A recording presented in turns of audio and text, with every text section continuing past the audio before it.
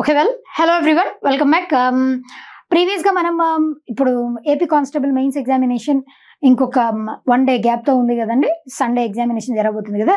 దానికోసం అంటే నాకు చేతనైనంత సహాయం, ఈవెన్ కరెంట్ అఫైర్స్లో నవంబర్ నుంచి ఇప్పుడు మనకి 6 months కరెంట్ అఫైర్స్ ఇంపార్టెంట్ కాబట్టి నవంబర్ దగ్గర నుంచి ఏప్రిల్ మంత్ వరకు మనం ఆల్రెడీ కరెంట్ అఫైర్స్ గురించి చదువుకున్నాం. కాకపోతే ఆ కరెంట్ అఫైర్స్లో ఇంపార్టెంట్ క్వశ్చన్స్ ఏమున్నాయి, జస్ట్ క్వశ్చన్ ఆన్సర్, దాని గురించి ఏమైనా రిలేటెడ్ ఇన్ఫో ఉంటే వన్ టూ థింగ్స్ నేను డిస్కస్ చేస్తాను. ఒక 25 క్వశ్చన్స్ అయితే ఇక్కడ డిస్కస్ చేస్తాను నేను ఇప్పుడు. ఈ క్వశ్చన్స్ మీకు ఫెచ్చింగ్ అనిపించాయి లేదా యూస్ఫుల్ అనిపించాయి అని అంటే ఇంకా పార్ట్ 2 కూడా చేస్తాను నేను. లేదు మాకు ఇంతే చాలండి అని అంటే ఇంతటితోనే ఆపేస్తాను. It entirely depends on you. మీరు ఇచ్చేటువంటి రెస్పాన్స్ని బేస్ చేసుకొని నేను పార్ట్ 2 చేయాలా వద్దా అని చెప్పేసి ఆలోచిస్తాను. మీకు ఎక్కువ టైం లేదు కాబట్టి ఫాస్ట్గా ఆలోచించుకొని చెప్పండి, రేపు కంప్లీట్ చేసేద్దాం. రైట్, నవంబర్ నుంచి ఏప్రిల్ మంత్ వరకు current affairs question and answers. దీంట్లో ఫస్ట్ వన్ వచ్చేసి అంతర్జాతీయ బయోస్పియర్ రిజర్వ్ దినోత్సవాన్ని ఎప్పుడు జరుపుకుంటారు? మీకోసమే, మీకు ఈజీగా ఉంటుందని చెప్పేసి తెలుగులో పెట్టడం జరిగింది. రైట్, అంతర్జాతీయ బయోస్పియర్ రిజర్వ్ దినోత్సవాన్ని ఎప్పుడు సెలబ్రేట్ చేసుకుంటారండి? That is on November 3rd. ఈ ఇంటర్నేషనల్ బయోస్పియర్ రిజర్వ్ డే వచ్చేసి ఎవరు డెసిగ్నేట్ చేశారు దీనిని అని అంటే యునెస్కో వాళ్ళు దీన్ని గుర్తించారు. ఎప్పటి నుంచి దీన్ని సెలబ్రేట్ చేస్తున్నారు ఇది కూడా ఇంపార్టెంట్. 2021 సంవత్సరం నుంచి ఈ డేని సెలబ్రేట్ చేస్తూ వస్తున్నారు. అయితే 2024 సంవత్సరానికి గాను దీనికి ఒక థీమ్ ఉంటుంది. ఆ theme that is very very important. ఆ థీమ్ గుర్తుపెట్టుకోండి. ఆ థీమ్ మీకు తెలిసినట్లయితే ఆన్సర్ చెప్పండి, తెలియకపోతే I will be telling you. be part of the plan, that is the theme. Be part of the plan. This is the theme for 2024 సంవత్సరానికి గాను అంతర్జాతీయ biosphere reserve day, international biosphere reserve day యొక్క theme వచ్చేసి అది. కొన్నిసార్లు theme అడుగుతారు కాబట్టి important. Date గుర్తుపెట్టుకోండి, థీమ్ గుర్తుపెట్టుకోండి, ఎప్పటి నుంచి దాన్ని డెవలప్ చేశారో అది కూడా గుర్తుపెట్టుకోండి. బయోస్పియర్ రిజర్వ్ అంటే ఏంటి ఇంకా ఇన్ డీటెయిల్ నేను చెప్పట్లేదు. కాకపోతే మన భారతదేశంలో ఎన్ని బయోస్పియర్ రిజర్వ్స్ ఉన్నాయనంటే టోటల్గా 18 బయోస్పియర్ రిజర్వ్స్ ఉన్నాయి. వీటిల్లో యునెస్కో వాళ్ళు గుర్తించిన బయోస్పియర్ రిజర్వ్స్ వచ్చేసి ఎన్ని అనంటే 12 యునెస్కో వాళ్ళు గుర్తించారు. బయోస్పియర్ రిజర్వ్కి, నేషనల్ పార్క్కి, టైగర్ రిజర్వ్కి, జూకి వీటన్నిటికీ తేడా ఉంది. ఇప్పుడు నేను చెప్పానండి, మీకు ఎక్కువ టైం లేదు కాబట్టి. 12 వచ్చేసి యునెస్కో వాళ్ళు గుర్తించారు.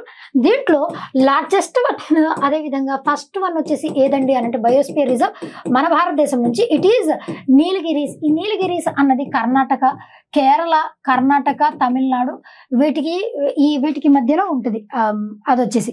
And last one, recent one వచ్చేసి ఏది అని అంటే that is Panna biosphere reserve మధ్యప్రదేశ్లో ఉంది. ఇది ఏరియా వైజ్ కూడా పన్నా biosphere reserve Madhya Pradesh area wise కూడా స్మాలెస్ట్ అని చెప్పొచ్చు.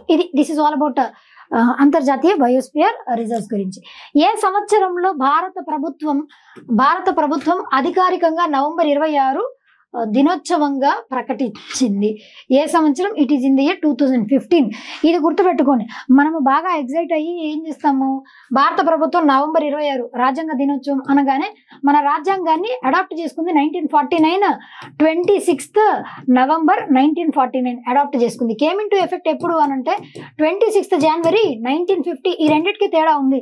భారత రాజ్యాంగాన్ని మనం ఆపాదించుకుంది ఎప్పుడు అనంటే 26th November. డేట్స్ ఏముంటాయి 26 కాకపోతే ఇక్కడ 26th November. ఇది వచ్చేసి 26th January 1950. 26th January వచ్చేసి దీనికి స్పెషాలిటీ ఏముందండి, దట్ ఈస్ రిపబ్లిక్ డేగా సెలబ్రేట్ చేస్తాం. దీనిని కాన్స్టిట్యూషన్ డే లేదా సంవిధాన్ దివస్ వచ్చేసి 26th November సెలబ్రేట్ చేస్తాం. అడాప్ట్ చేసుకున్నటువంటి డేనే కాన్స్టిట్యూషన్ డేగా సెలబ్రేట్ చేస్తాం. కాకపోతే మన ఇండియన్ గవర్నమెంట్ ఎప్పుడు గుర్తించిందంటే 2015 సంవత్సరంలో. ఇలాగే సేమ్ మనకి election commission of India establish అయింది ఎప్పుడు? 1950లోనే ఎస్టాబ్లిష్ అయింది. 25th January నాడు ఎస్టాబ్లిష్ అయింది. అందుకే 25th January is celebrated as what? National లెవెల్లో నేషనల్ ఓటర్స్ డేగా దీన్ని సెలబ్రేట్ చేస్తారు. కాకపోతే గుర్తించింది ఎప్పుడు? నేషనల్ ఓటర్స్ డే అనేది సెలబ్రేట్ చేయాలని గవర్నమెంట్ ఆఫ్ ఇండియా గుర్తించింది ఏ సంవత్సరంలో? 2011 సంవత్సరంలో. ఈ క్వశ్చన్ కూడా రీసెంట్ గా జరిగినటువంటి రైల్వే ఎగ్జామ్స్ లో, ఎస్ఎస్సి ఎగ్జామ్స్ లో చాలా సార్లు అడిగారండి. ఎలక్షన్ కమిషన్ ఆఫ్ ఇండియా ఎన్నోది, అదే విధంగా మనం ఇప్పుడు సెలబ్రేట్ చేసుకుంటున్నటువంటి రిపబ్లిక్ డే ఎన్నోది, ఇలాంటి క్వశ్చన్స్ కూడా చాలా సార్లు అడిగారు. కాబట్టి ఈ ఇయర్ ఎప్పుడు అనంటే 2015 26 నవంబర్ 1949 అడాప్ట్ చేసుకున్నాం. ఈ కేమ్ ఇంటూ ఎఫెక్ట్ ఎప్పుడు అనంటే 26 జనవరి 1950. అయితే దీనికి కాన్స్టిట్యూయెంట్ అసెంబ్లీ, మన భారత రాజ్యాంగం రాసుకోవడానికి 3 సంవత్సరాలు పట్టింది ఆల్మోస్ట్. అయితే దానికి ఒక కాన్స్టిట్యూయెంట్ అసెంబ్లీ, అంటే దాంట్లో ఎవరెవరు ఉండాలి, ఎవరెవరు దేనికి చైర్పర్సన్ గా ఉండాలి, ఎవరెవరు ఏమేమి చేయాలి అని చెప్పేసి ఒక అసెంబ్లీని ఏర్పాటు చేసుకున్నారు. ఆ అసెంబ్లీకి మొట్టమొదటి చైర్పర్సన్ గా లేదా టెంపరరీ ప్రెసిడెంట్ గా ఎవరు పనిచేశారు అనంటే డాక్టర్ సచిదానంద సిన్హా. డాక్టర్ సచిదానంద సిన్హా వచ్చేసి దీనికి చైర్పర్సన్ గా, అంటే ఇక్కడ ఒక కాన్సెప్ట్ ని యూజ్ చేస్తారు వీళ్ళు. ఫ్రెంచ్ వాళ్ళ కాన్సెప్ట్ ప్రకారం టెంపరరీగా ఒక ప్రెసిడెంట్ ని తీసుకోవాలి, అంటే ఉన్నటువంటి మెంబర్స్ లో ఓల్డెస్ట్ సీనియర్ మెంబర్ ని తీసుకుంటారనమాట. అంటే ఆయన 1-2 days ఆయన సర్వ్ చేశారు. దాని తర్వాత ఆయన ప్లేస్ లో డాక్టర్ రాజేంద్ర ప్రసాద్ గారిని అపాయింట్ చేశారు. మీకు ఎగ్జామినేషన్ లో first temporary president of constituent assembly ఈ 2 పేర్లు ఇస్తారు. మన రాజేంద్ర ప్రసాద్ బాగా తెలుసు కాబట్టి ఈ పేరు పెట్టేస్తాం. నో, అది తప్పు. ఎందుకంటే డాక్టర్ సచిదానంద సిన్హా ఇది last year 2024 UPSC prelims examination లో పెట్టింది question. First temporary president of constituent assembly ఎవరు అంటే Sachidananda Sinha. First permanent president of constituent assembly ఎవరు అంటే డాక్టర్ రాజేంద్ర ప్రసాద్ గారు. రెండింటికి తేడా ఉంది, అది గుర్తుపెట్టుకోండి. This is all about second question. Third one, జనవరి 26 2025 జరిగిన భారతదేశపు 76వ గణతంత్ర దినోత్సవ వేడుకలకు ముఖ్య అతిథిగా ఎవరు హాజరయ్యారు? ఎవరు? Prabowo Subianto. ఈయన వచ్చేసి ఇండోనేషియాకి అధ్యక్షుడు, అంటే ఇండోనేషియాకి ప్రెసిడెంట్ గా ఉన్నటువంటి ఈయన ప్రొబోవో సుబియాంటో. మీకు ఇక్కడ ఎగ్జామినేషన్ లో ఏమని క్వశ్చన్ రావచ్చు తెలుసా? 1950 నుంచి రిపబ్లిక్ డేని సెలబ్రేట్ చేస్తూ వస్తున్నాం. మరి 1950 సంవత్సరంలో చీఫ్ గెస్ట్ గా ఎవరు వచ్చారు అని అంటే సుకర్నో. ఎందుకు? ఈ రెండింటికి ఒక సిమిలారిటీ ఉంది. Sukarno he is also from Indonesia only. Indonesia ప్రెసిడెంటే. అప్పుడు కూడా మొట్టమొదట రిపబ్లిక్ డే సెలబ్రేషన్స్ కి చీఫ్ గెస్ట్ గా ఇండోనేషియన్ ప్రెసిడెంట్ అయినటువంటి సుకర్నోని అపాయింట్ చేశారు. అండ్ రీసెంట్ గా 2025 లో జరిగినటువంటి దీనికి కూడా ఇండోనేషియన్ ప్రెసిడెంట్ నే అపాయింట్ చేశారు. మరి 2024 గణతంత్ర దినోత్సవానికి చీఫ్ గెస్ట్ గా ఎవరిని అపాయింట్ చేశారనంటే ఫ్రాన్స్ ప్రెసిడెంట్ అయినటువంటి ఇమాన్యుయల్ మ్యాక్రాన్ ఈయన అపాయింట్ చేశారు. ఇప్పటి వరకు మన భారతదేశంలో జరిగినటువంటి గణతంత్ర దినోత్సవ వేడుకల్లో ఎక్కువ సార్లు ఏ దేశం నుంచి చీఫ్ గెస్ట్ ని తీసుకున్నారు అని అంటే it is from France only. 6 సార్లు ఆ దేశం నుండి చీఫ్ గెస్ట్లని ఇన్వైట్ చేశారనమాట మన భారతదేశపు గణతంత్ర దినోత్సవ వేడుకల్లో. గణతంత్ర దినోత్సవం ఎప్పటి నుంచి సెలబ్రేట్ చేస్తున్నారంటే 1950 సంవత్సరం నుంచి. కంప్లీట్ ఇండిపెండెన్స్ అప్పుడే వచ్చింది. మన భారత రాజ్యాంగాన్ని ఇంప్లిమెంట్ చేసింది ఆ డేట్ నుంచే, కాబట్టి గణతంత్ర దినోత్సవాన్ని సెలబ్రేట్ చేసుకుంటాం. ఈవెన్ మన మోడర్న్ హిస్టరీలో కూడా పూర్ణ స్వరాజ్ అన్నటువంటి రెజల్యూషన్ తీసుకుంటే 26 జనవరినే. అందుకే ఆ డేట్కి ఆ ప్రాధాన్యత ఉంది. రిపబ్లిక్ డే అనేది అప్పుడు సెలబ్రేట్ చేస్తాం. Prabowo Subianto. దీంట్లో టాబ్లూస్ గురించి కూడా మనం మాట్లాడుకున్నాం. ఒక్కొక్క స్టేట్ ఆ స్టేట్ లో ఉన్నటువంటి కల్చర్ ని, హెరిటేజ్ ని ప్రమోట్ చేస్తూ ఎగ్జిబిట్ అనేది చేస్తూ ఉంటుంది. ఆంధ్రప్రదేశ్ టాబ్లూకి 3వ స్థానం వచ్చింది ఏటికొప్పాక టాయ్స్. మొదటి స్థానంలో ఏది ఉంది అని అంటే ఉత్తరప్రదేశ్ ఉంది. 2వ స్థానంలో త్రిపుర నిలిచింది. ఇవి కూడా మనం డిస్కస్ చేసుకున్నాం. These are also important, right. Next, ఉన్నత విద్యను అభ్యసించడానికి ప్రతిభావంతులైన విద్యార్థులకు ఆర్థికంగా మద్దతు ఇవ్వడానికి ప్రధానమంత్రి మోడీ అధ్యక్షతన ఏ పథకాన్ని రూపొందించారు? It is PM Vidyalakshmi. ఈ స్కీమ్ ని 2024 సంవత్సరంలో ఇంట్రడ్యూస్ చేశారు. It is implemented by ministry of education వాళ్ళు. ఈ స్కీమ్ ద్వారా ఎవరైతే హైయర్ ఎడ్యుకేషన్ అంటే మన భారతదేశంలో ఉన్నటువంటి టాప్ 100 కాలేజెస్ ఏవైతే ఉంటాయో ఆ టాప్ 100 కాలేజెస్ లేదా 101 నుంచి అంటే ర్యాంకింగ్స్ ఉంటాయి కదా, NIRF, ఆ ర్యాంకింగ్స్ని బేస్ చేసుకొని ఏ కాలేజెస్ ఆ కాలేజెస్లో మీకు ఒకవేళ అడ్మిషన్ వచ్చింది అనుకోండి, మీరు చదువుకోవాలి అని అనుకుంటే ఖచ్చితంగా మీకు 75% సబ్సిడీతో గవర్నమెంట్ ఆఫ్ ఇండియా ఈ స్కీమ్ ద్వారా మీ అందరికి కావాల్సినటువంటి లోన్ని ప్రొవైడ్ చేస్తుంది. ఫస్ట్ మొట్టమొదటిసారి ఎడ్యుకేషన్ లోన్ని ఈ స్కీమ్ ద్వారానే తీసుకొని వచ్చింది. That is PM Vidyalakshmi scheme. It was introduced in the year 2024లో దీన్ని ఇంట్రడ్యూస్ చేశారు. కంప్లీట్గా ఇది మన ముద్రా యోజన ఎలాగైతే కొలెట్రల్ ఫ్రీనో ఇది కూడా completely collateral free. Collateral free అంటే ఎటువంటి షూరిటీ లేకుండానే లోన్ ఇస్తే దానిని కొలెట్రల్ ఫ్రీ అని అంటారు. కొలెట్రల్ ఫ్రీ మాత్రమే కాదు, ఇంకా గ్యారంటీర్ ఫ్రీ. ఎవరు గ్యారంటీ ఇవ్వకపోయినా కూడా గవర్నమెంట్ ఆఫ్ ఇండియానే మీకు గ్యారంటీ ఇచ్చి లోన్ని ఇస్తుంది, education loan. That is PM Vidyalakshmi scheme. Next, ఏ సాయుధ దళాలలో మొట్టమొదటిసారి మహిళా బెటాలియన్ కేంద్ర ప్రభుత్వం ఆమోదించింది? That is CISF, central industrial security force. మనకి CAPF అని చెప్పేసి దాంట్లో సెంట్రల్ ఆర్మ్డ్ పోలీస్ ఫోర్సెస్ అని చెప్పి దాంట్లో కొన్ని బెటాలియన్స్ ఉంటాయి. సశస్త్ర సీమా బల్, SSB అని, అస్సాం రైఫిల్స్ అని, ITBP అని చెప్పి ఇట్లా CISF. వీళ్ళందరూ ఏం చేస్తారంటే వీళ్ళకి స్పెషల్ పవర్స్ ఉంటాయి. ఆర్మీ లాగానే ఉంటుంది కానీ ఆర్మీ కాదు. ఆర్మీకి ఉన్నటువంటి పవర్స్, వాళ్ళు యుద్ధ రంగానికి వెళ్ళి యుద్ధం చేస్తారు కానీ వీళ్ళు యుద్ధం చేయరు. జస్ట్ వీళ్ళు సెక్యూరిటీ పర్పస్ వీళ్ళని అపాయింట్ చేస్తారు. ఇక్కడ వీళ్ళు సెక్యూరిటీ పర్పస్ ఎయిర్పోర్ట్స్ లో సెక్యూరిటీ లాగా ఉంటారు. అదేవిధంగా ఢిల్లీ మెట్రోలో సెక్యూరిటీ పర్పస్ లాగా వీళ్ళని యూజ్ చేస్తూ ఉంటారు. మొట్టమొదటిసారి కంప్లీట్ గా ఆ బెటాలియన్ అంతా కూడా CISF లో మొత్తం మహిళా ఫోర్స్ ని ఇంట్రడ్యూస్ చేయాలని చెప్పేసి మొట్టమొదటిసారి ఈ ప్రతిపాదనని తీసుకొని వచ్చారు, ఇంప్లిమెంట్ కూడా చేశారు. ఈ CISF rising day, CISF day ఎప్పుడు సెలబ్రేట్ చేస్తారని అంటే that is celebrated on March 10th every year. ప్రతి సంవత్సరం కూడా March 10th CISF డేని సెలబ్రేట్ చేస్తారు. మీరు స్నాప్ తీసుకోవాలంటే తీసుకోవచ్చు, నేను PDF కూడా అప్లోడ్ చేస్తాను. కాకపోతే ఈ ఎక్స్ప్లెనేషన్ ఉండదు కాబట్టి you can take a snap of it. Right, next one.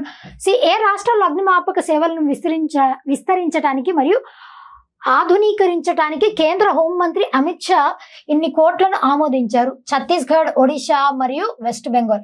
West Bengal కి ఎక్కువ కేటాయించారు, దాని తర్వాత ఒడిశా, ఛత్తీస్గఢ్ కి తక్కువ కేటాయించారు అనుకోండి. దాంట్లో టోటల్ గా 725.62 crores. అయితే ఆల్రెడీ ఫైర్ సర్వీసెస్ లో ఒక్కొక్క స్టేట్ కి ఇంత అమౌంట్ అని చెప్పేసి అలొకేట్ చేస్తూ ఉంటారు. కాకపోతే ఆ ఫైర్ సర్వీసెస్ లో ఆల్రెడీ ఉన్నటువంటి టెక్నాలజీని ఎన్హాన్స్ చేయడం కోసం అని చెప్పేసి, కొత్త సాయుధాలను ఇంప్లిమెంట్ చేయడం కోసం అని చెప్పేసి దీన్ని ఇంట్రడ్యూస్ చేశారు, అంతే, ఇంకేం లేదు. రైలు ప్రయాణికులకు భద్రతను పెంపొందించడానికి భారతీయ రైల్వే ఏ యాప్ ను ప్రవేశపెట్టింది? దట్ ఈజ్ సంరక్ష అన్నటువంటి యాప్ ని లాంచ్ చేశారు. అయితే బేసిక్లీ ఈ యాప్ వచ్చేసి నాగ్పూర్ లో పైలట్ బేసిస్ నాగ్పూర్ ఎక్కడ ఉందండి? మహారాష్ట్ర.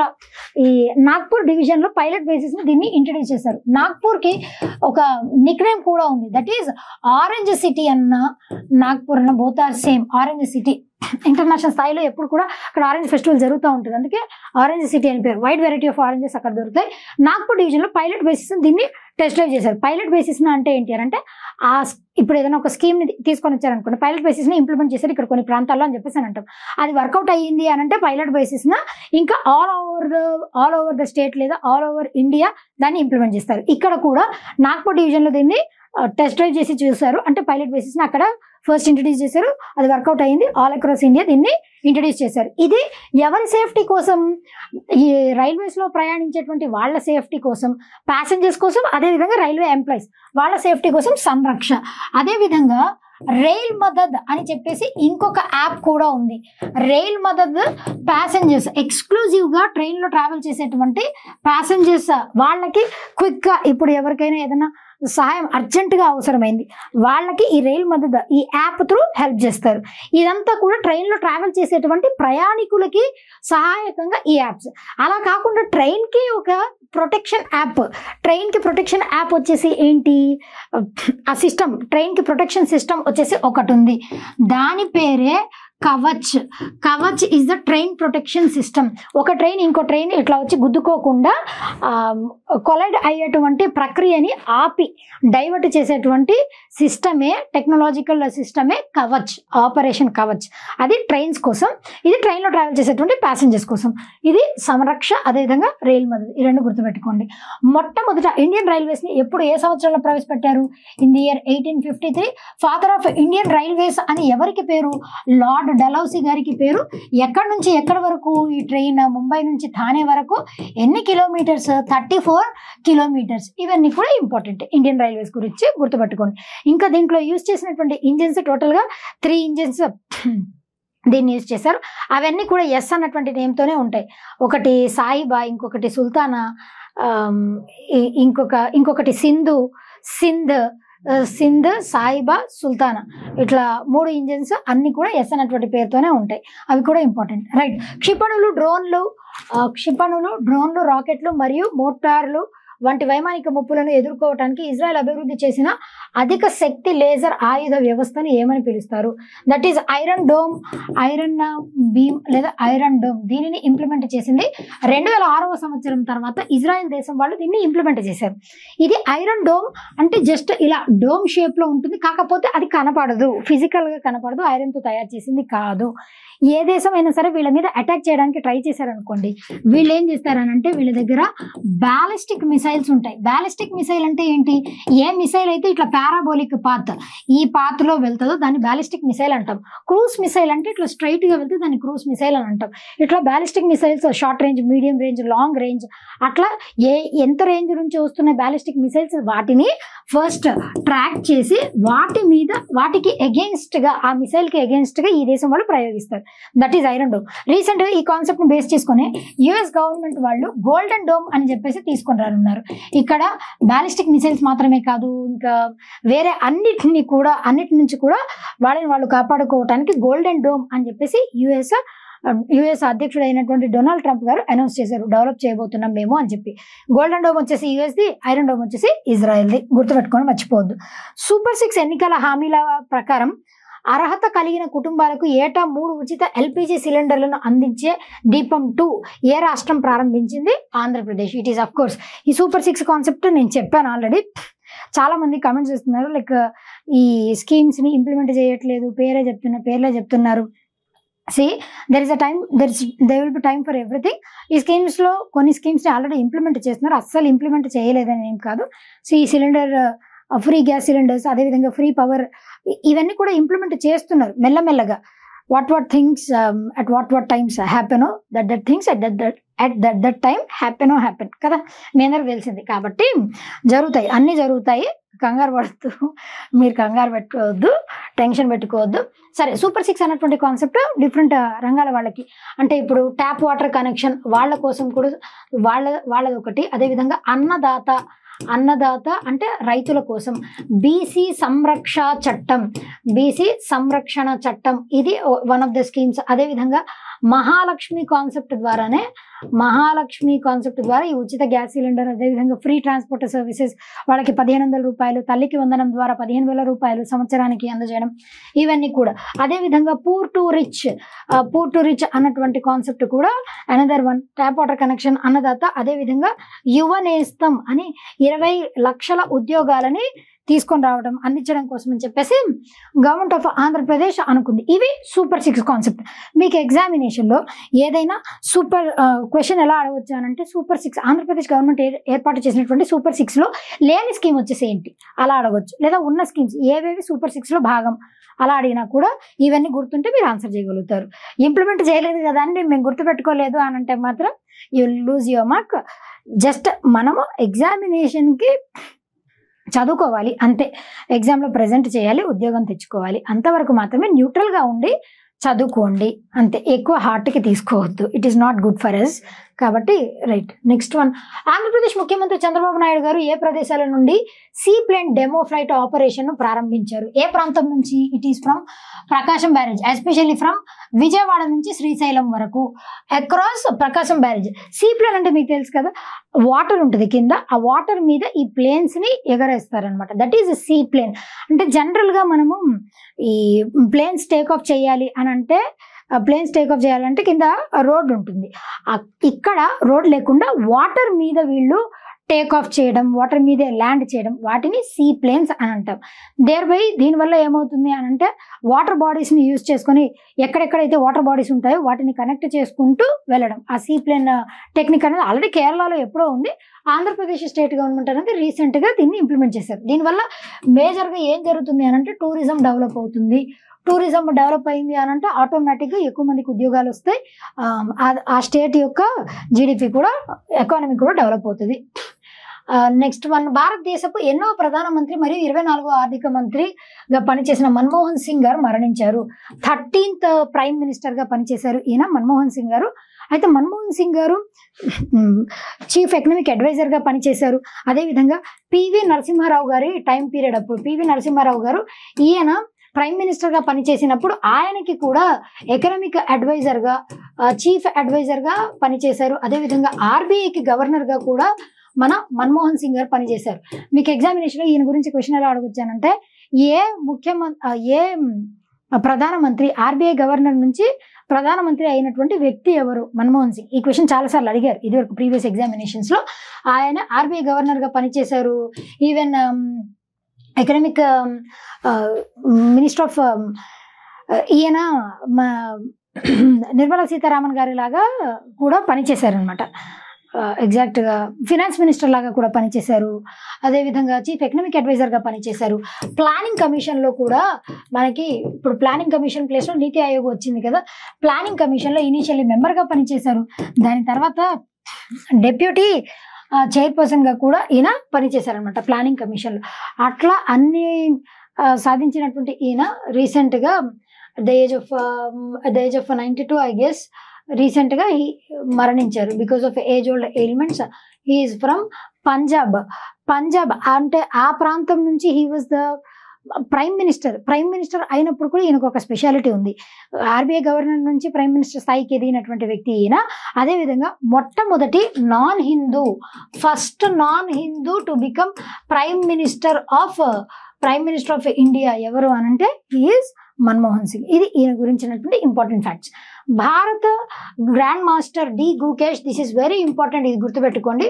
డి గుకేష్ సింగపూర్లో, ఈ ప్లేస్ ఎక్కడ, సింగపూర్లో ఎవరిని ఓడించి అత్యంత పిన్న వయస్కుడైన ప్రపంచ చెస్ ఛాంపియన్గా నిలిచారు. డింగ్ లిరెన్, చైనా, ఈయన ఆల్రెడీ వరల్డ్ ఛాంపియన్. ఈయన డిఫీట్ చేసి youngest one to achieve this feet అని చెప్పేసి వచ్చింది. రీసెంట్గా మొన్న 2025 యూపీఎస్సీ ప్రిలిమ్స్ ఎగ్జామినేషన్లో కూడా ఈ క్వశ్చన్ అడిగారు. ఎగ్జాక్ట్గా 2 స్టేట్మెంట్స్ లాగా అడిగారు. ఒక స్టేట్మెంట్ వచ్చేసి ఏంటి అని అంటే డి గుకేష్ ఎవరిని డిఫీట్ చేసి, ఇక్కడ డింగ్ లిరెన్ ఫ్రమ్ చైనా కదా, but it is not the one. D Gukesh గారు జపాన్కి చెందిన ఇంకొక గ్రాండ్ మాస్టర్ని డిఫీట్ చేసి యంగెస్ట్ గ్రాండ్ మాస్టర్ అయ్యారు. అది వన్ ఆఫ్ ద స్టేట్మెంట్స్. ఇంకొక స్టేట్మెంట్ వచ్చేసి ఏంటి అని అంటే Abhimanyu Mishra he is from the country యుఎస్ఏకి చెందినటువంటి అభిమన్యు మిశ్రా. ఈ అబ్బాయే youngest child prodigy. At the age of 12 సంవత్సరాల వయసుకే ఈయన 12 ఇయర్స్కే ఈయన చెస్ గ్రాండ్ మాస్టర్ అయ్యారు. చెస్ గ్రాండ్ మాస్టర్ అయినటువంటి యంగెస్ట్ వన్ గ్లోబల్ లెవెల్లో, ప్రపంచం మొత్తంలో Abhimanyu Mishra he was the youngest chess grand master from the world. ఈ స్టేట్మెంట్ కూడా ఇచ్చారు. ఇది కరెక్ట్ స్టేట్మెంట్. కాకపోతే ఈయన డి గుకేష్ గారు డింగ్ లిరెన్ని డిఫీట్ చేశారు అని ఇవ్వకుండా వేరే గ్రాండ్ మాస్టర్ ఆయన డిఫీట్ చేశారని ఇచ్చారు. అది రాంగ్ స్టేట్మెంట్. ఇది యూపీఎస్సీ క్వశ్చన్ 2025 మొన్న సండే జరిగినటువంటి ఎగ్జామ్లో ఈ క్వశ్చన్ అడిగారు. కాబట్టి గుర్తుపెట్టుకోండి, it is very important for you also. ఎక్కడ జరిగింది ఛాంపియన్షిప్స్, ఎక్కడ జరిగింది, ఎవరెవరికి మధ్య జరిగింది, ఎవరిని డిఫీట్ చేశారు? డింగ్ లిరెన్ ఏ దేశస్థుడు, డి గుకేష్ ఏ దేశస్థుడు? మన భారతదేశస్థుడే D Gukesh, is from Chennai, Tamil Nadu. ఇవన్నీ గుర్తుపెట్టుకోండి. Next, Indian coast guard 22వ national maritime search and rescue board సమావేశాన్ని ఏ నగరంలో నిర్వహించింది? That is at Kochi, Kerala. Search and rescue operation ఇది ఎప్పటి నుంచి? 4 రోజులు జరిగింది. February 10 నుంచి February 14, 2025 ఈ 4 రోజులు దీనిని కండక్ట్ చేశారు. National maritime search and rescue operation, ICG. Indian coast guard వాళ్ళు రీసెంట్గా వీళ్ళు ఒక ఆపరేషన్ కూడా తీసుకొని వచ్చారు. ఆ ఆపరేషన్ పేరే ఆపరేషన్ ఒలీవియా. ఈ ఆపరేషన్ దేని గురించి అని అంటే olive Ridley turtles. Olive Ridley turtles ని కన్జర్వ్ చేయడం కోసం అని చెప్పేసి ఇవి ఋషికులియా బీచ్ ఒడిషా ఆ బీచ్ దగ్గరకు వచ్చి ఇవన్నీ ఏం చేస్తాయంటే some 8 lakhs olive Ridley turtles అన్ని అక్కడికి వచ్చి గుడ్లని పెట్టి పొదిగి వెళ్తూ ఉంటాయి ప్రతి సంవత్సరం. అది ఎప్పటి నుంచి ఎప్పటి వరకు జరుగుతుంది అని అంటే నవంబర్ నుంచి మే వరకు ఇది జరుగుతూ ఉంటుంది.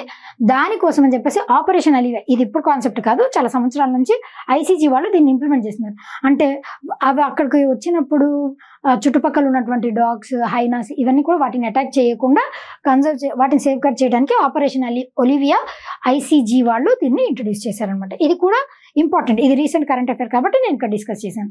కావాలంటే వినండి, లేదంటే మీ ఇష్టం లైట్ తీసుకోవచ్చు. నెక్స్ట్ మన ఆంధ్రప్రదేశ్ ఎయిడ్స్ నియంత్రణను పర్యవేక్షించడానికి ఎంతమంది సభ్యుల మండలిని ఏర్పాటు చేయడానికి చంద్రబాబు నాయుడు ఆమోదం తెలిపారు. టోటల్ గా 18 మెంబర్స్. గ్లోబల్ లెవెల్లో world AIDS day is observed on, ఎప్పుడు అబ్జర్వ్ చేస్తారండి, that is on December 1st every year. ఆ సందర్భంగానే ఆంధ్రప్రదేశ్ రాష్ట్ర స్థాయిలో దీనిని నిర్మూలించడానికి తగ్గించడానికి 18 మంది మెంబర్స్ తో కౌన్సిల్ ని ఏర్పాటు చేశారు చంద్రబాబు నాయుడు గారు. 1st December is observed as world AIDS day. AIDS full form కూడా గుర్తుపెట్టుకోండి, ఎక్వైర్డ్ ఇమ్యూనో డెఫిషియన్సీ సిండ్రోమ్. ఈ ఎయిడ్స్ అన్నది దేని వల్ల సంభవిస్తుంది అని అంటే ఒక వైరస్ వల్ల, దాని పేరే హ్యూమన్ ఇమ్యూనో వైరస్. ఆ వైరస్ వల్ల లాస్ట్ స్టేజ్ వచ్చేసి ఎయిడ్స్, ఇది గుర్తుపెట్టుకోండి, ఎక్వైర్డ్ ఇమ్యూనో డెఫిషియన్సీ సిండ్రోమ్. దీన్ని తగ్గించడానికి యూజ్ చేసేటువంటి టెక్నిక్ పేరు ఆర్ట్ అన్నటువంటి యాంటీ రెట్రోవైరల్ థెరపీ. అంటే ఇప్పుడు ఆ మెడిసిన్ యూజ్ చేశారనుకోండి, 5 సంవత్సరాల్లో చనిపోయే వ్యక్తి 10 సంవత్సరాలు బతుకుతారు. ఆ మెడిసిన్ యూజ్ చేయకపోతే 5 సంవత్సరాల్లో చనిపోతారు అనమాట. That is anti retroviral therapy. ఇది ఒక్కటే, క్యూర్ అన్నది లేదు ఇప్పటిదాకా, జస్ట్ కొంత లైఫ్ స్పాన్ పెంచుకోవడానికి మాత్రమే ఉంది, క్యూర్ అన్నది లేదు. నెక్స్ట్ వన్, పొట్టి శ్రీరాములు వర్ధంతి ప్రతి సంవత్సరం ఎప్పుడు అధికారికంగా ఆత్మ దాన దినంగా జరుపుకోవాలని ఏపీ ప్రభుత్వం ఆదేశాలను జారీ చేసింది. That is on December 15th every year. ఈయన 58 రోజులు ఫాస్టింగ్ చేసి ఆయన 58th డే మరణించారు. ఎందుకు? మన లాంగ్వేజ్ని బేస్ చేసుకొని, తెలుగు అన్నటువంటి లాంగ్వేజ్ని బేస్ చేసుకొని సెపరేట్గా తెలుగు లాంగ్వేజ్ని బేస్ చేసుకుని సెపరేట్గా మనకు ఆంధ్ర రాష్ట్రం కావాలని చెప్పి పోరాటం చేసి ప్రాణాలను అర్పించినటువంటి వ్యక్తి. అలాంటి వ్యక్తిని గుర్తుపెట్టుకోవాలి కదా అని చెప్పేసి చంద్రబాబు నాయుడు గారు దీన్ని అఫీషియలైజ్ చేశారు. December 15 ఆయన ఆత్మ బలిదాన దినంగా అబ్జర్వ్ చేయాలని అఫీషియలైజ్ చేశారు రీసెంట్గా. నెక్స్ట్ ఫోర్బ్స్ 2024 ప్రపంచంలోని 100 అత్యంత శక్తివంతమైన మహిళల జాబితాలో ఎంతమంది భారతీయ మహిళలు ఉన్నారు? నిర్మలా సీతారామన్ గారు, మన యూనియన్ ఫైనాన్స్ మినిస్టర్, ఆవిడ 28th పొజిషన్లో ఉన్నారు. రోష్ని నాదర్ మల్హోత్రా 81వ స్థానంలో ఉన్నారు. ఎవరు ఏ స్థానంలో ఉన్నారు? Indian women. These are very important. 28, 81 Roshni Nadar గారు. హెచ్సిఎల్ టెక్నాలజీస్ ఉన్నాయి కదా, సాఫ్ట్వేర్ కంపెనీ, దానికి చైర్పర్సన్. నెక్స్ట్ కిరణ్ మజుందార్ షా 82వ స్థానం. ఇక్కడ ఈవిడ మన నిర్మలా సీతారామన్ గారు 28, Kiran Mazumdar Shaw 82 reverse, quite reverse. Biocon వ్యవస్థాపకురాలు మరియు బయోకాన్ అన్నటువంటి ఫార్మస్యూటికల్ కంపెనీ, దానికి చైర్పర్సన్ అండ్ ఫౌండర్ డైరెక్టర్. వీళ్ళ ముగ్గురు టాప్ 100 పొజిషన్లో, టాప్ 100 విమెన్. ఫోర్బ్స్ జాబితా ప్రతి సంవత్సరం కూడా టాప్ 100 విమెన్ ఇస్తుంది, టాప్ 100 పర్సనాలిటీస్ అని చెప్పేసి లిస్ట్ని ఇస్తుంది. దీంట్లో ఉర్సులా వ్యాన్ డెర్ లీవెన్ ఆవిడ ఉన్నారు, మన ఓప్రా విన్ఫ్రే ఆవిడ ఉన్నారు, ఈవెన్ మిలిందా గేట్స్. ఇట్లా చాలా మంది మహిళలు, అంటే చాలా మంది అంటే 100 టాప్ 100 మహిళలు ఉన్నారు, డిఫరెంట్ రంగాలకు చెందిన మహిళలు. రైట్. నెక్స్ట్ మహారాష్ట్రలో తీర ప్రాంత మరియు నదీ తీర రక్షణను బలోపేతం చేయటానికి ఏ సంస్థ $42 మిలియన్ రుణంపై సంతకం చేసింది? That is Asian development bank. ఇలాంటి సంస్థలు ఇచ్చినప్పుడు ఆ సంస్థ హెడ్ క్వార్టర్స్ గుర్తుపెట్టుకోవాలి, అది ఏ సంస్థనో గుర్తుపెట్టుకోవాలి, లేదా ఆ సంస్థ ఎంత కేటాయిస్తుంది. ఈ 3 అంశాలను గుర్తుపెట్టుకుంటే చాలు. That is more than enough. ఇంకెక్కువ ఏం అడగరు.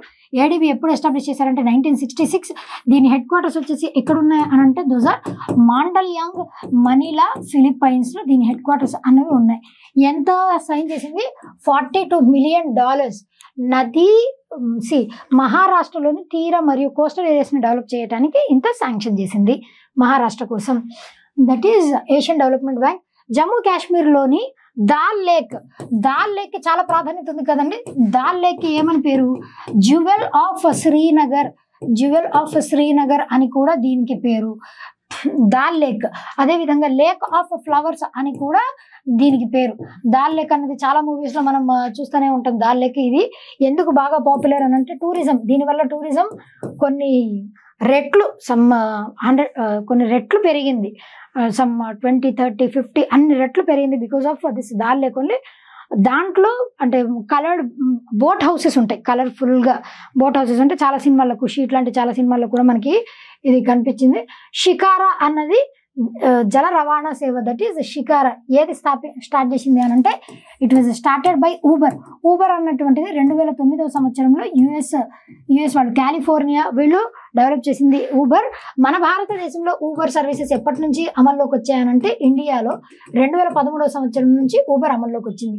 ఈ షికారా అన్నటువంటి దాని ద్వారా వన్ డే బిఫోరే మీరు ఆ బోట్ హౌసెస్ని బుక్ చేసుకోవచ్చు, రిజర్వ్ చేసుకోవచ్చు ఫ్రీ ఆఫ్ కాస్ట్. ఇవన్నీ కూడా పాసిబుల్. మొట్టమొదటిసారి ఈ సర్వీసెస్ని స్టార్ట్ చేసింది ఏది అని అంటే ఊబర్. కాబట్టి this is important, right. Next Beti Bachao Beti Padhao.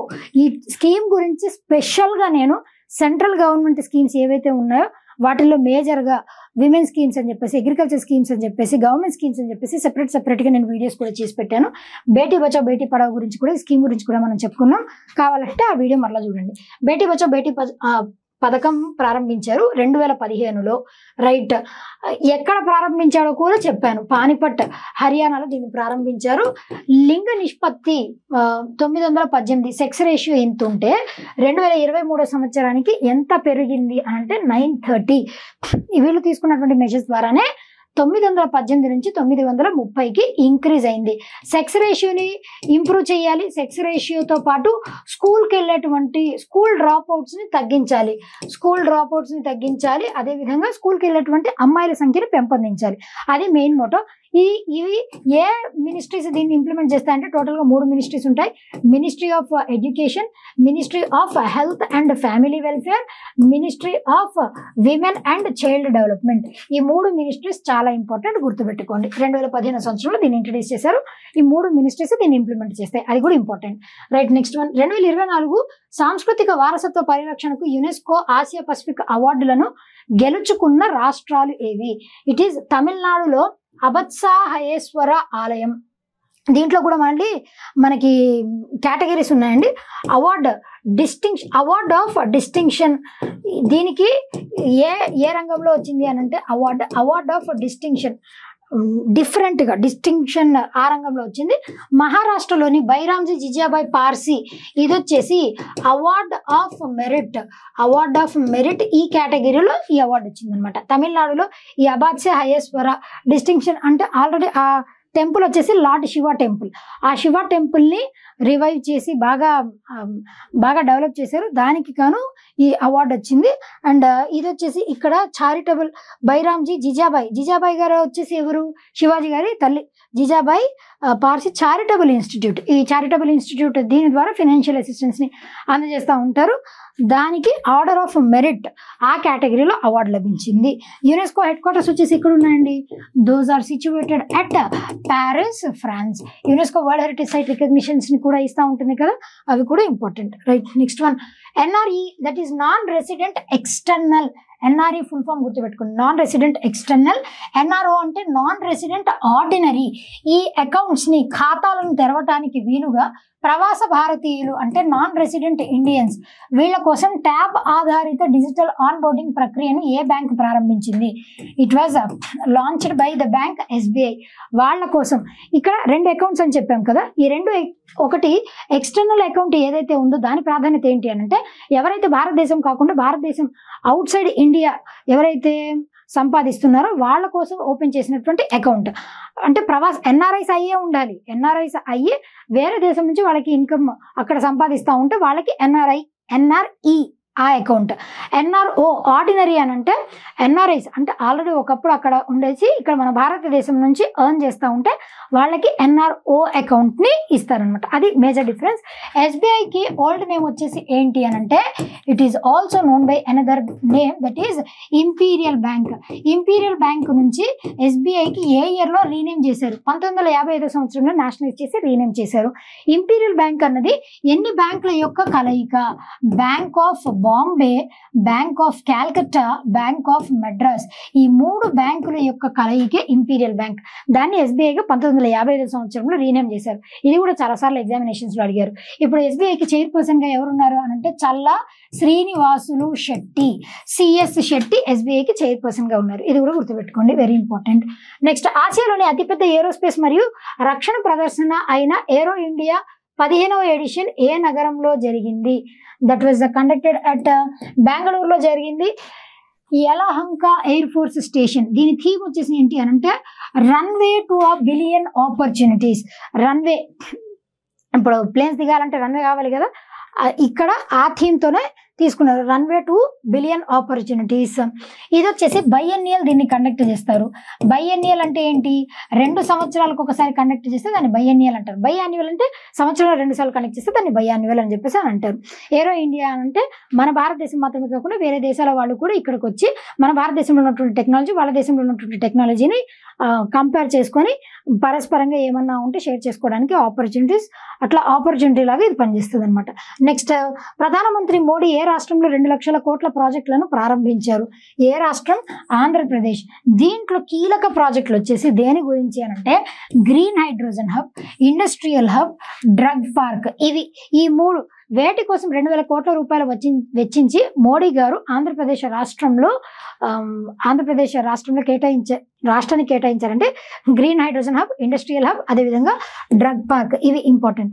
Next, ISRO 11వ chairman గా ఎవరు నియమితులయ్యారు? రీసెంట్ గా వి నారాయణన్ గారిని అపాయింట్ చేశారు. ఇది వరకు 10th చైర్పర్సన్ గా ఎవరున్నారు అని అంటే ఎస్ సోమనాథ్ గారు 10th చైర్పర్సన్ గా ఉన్నారు. 9th చైర్పర్సన్ గా ఎవరున్నారండి? కె శివన్ గారు 9th చైర్పర్సన్ గా ఉన్నారు. ఫస్ట్ చైర్పర్సన్ గా ఎవరున్నారు? డాక్టర్ విక్రమ్ సారాభాయ్.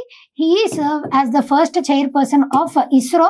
ఇస్రో యొక్క ఓల్డ్ నేమ్ ఏంటి? ఇది కూడా important. INCOSPAR. INCOSPAR is the old name of ISRO, Indian council of space research. That is INCOSPAR. దీన్ని ఏ ఇయర్ లో ఎస్టాబ్లిష్ చేశారు అని అంటే it was established in 15th August 1969 లో దీన్ని ఎస్టాబ్లిష్ చేశారు.